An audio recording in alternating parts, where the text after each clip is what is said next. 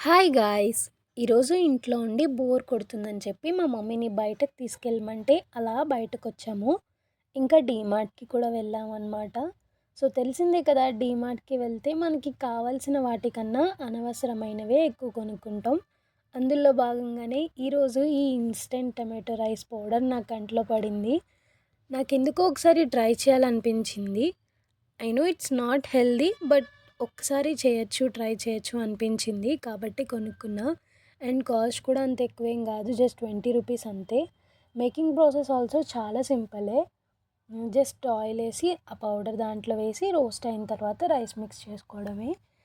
And taste గురించి చెప్పాలంటే నాకేం అనిపించలేదు. జస్ట్ నార్మల్ రైస్ తిన్నట్టే అనిపించింది. ఫ్లేవర్ ఏమీ తెలియలేదు. బట్ ఒకవేళ ట్రై చేయాలి ఒక్కసారి అని అనుకుంటే ట్రై చేయండి.